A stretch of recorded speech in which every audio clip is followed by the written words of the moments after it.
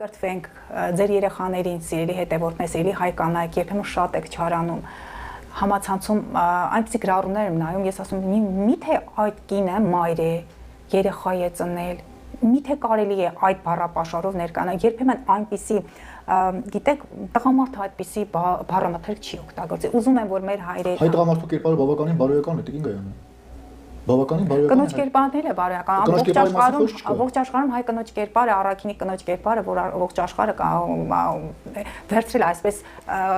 այդ բարությունը, այդ մարդասիրությունը հայը հենց այդ որակներով ողջ աշխարհը գրավել է։ Բայց լինում է նաև որոշները, որոնք բացառություն են կազմում եւ այսպես ասած սերվից են թողնում, հուսով ենք, որ նրանք իրենց տեղը կգտնեն եւ կվերանային իրենց թե պահվածքը, թե կեցվածքը եւ կփորձեն հասարակության եւ շրջապատի համար ել ավելի բարի գործեր անեն,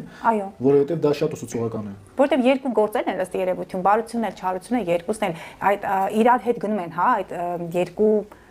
չգիտեմ ինչ են, դա կյանքի որակ է, դա տեսակ է, էներգիա է, ես որպես էզոթերիկ ասեմ, փորձեն, որ իրենց հետևից մարդիկ հանրությունը այսպես բարի խոսքով հիշի, մարդկանց հուշերում նրանց բարի գործերը մնան։ Ես դա եմ ուզում եմ, որ մեր երկիրը բարգավաճի, ուզում եմ, որ մեր հայ մայրերը ժպտան, ուզում եմ, որ բոլոր գերիները վերադառնան, ուզում եմ, որ անհայտ կորածները, որոնք ուղղակի լինում են հրաշքներ, բայց այդ հենց նրանք ինչ որ տեղից կան։ Այդպես եղել էր, չէ՞, վերջերս մի տղա կար, որը երգիչ էր, պատահաբար նրա մայրը գտել էր իրեն։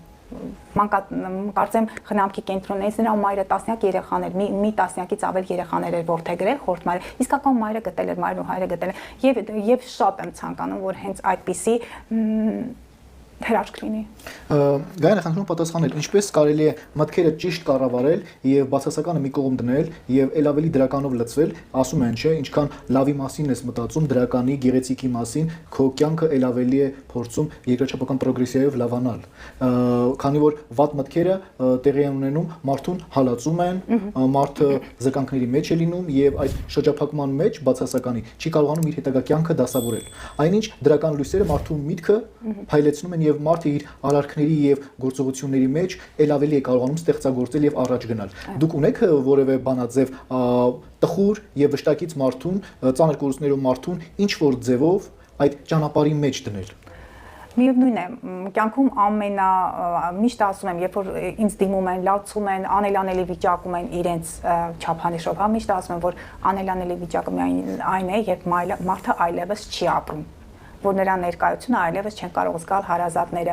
Դա պետք է ոգեշնչի մայրերին, քույրերին, կանանց։ Նրանք ճանապարհներ պետք է փնտրեն ոչ ոգեշնչման։ Գիտեք, չարանալով, անիծելով, մարդկանց այդ անհաջողությունների մեջ մեղադրելով ոչինչի չեն հասնի։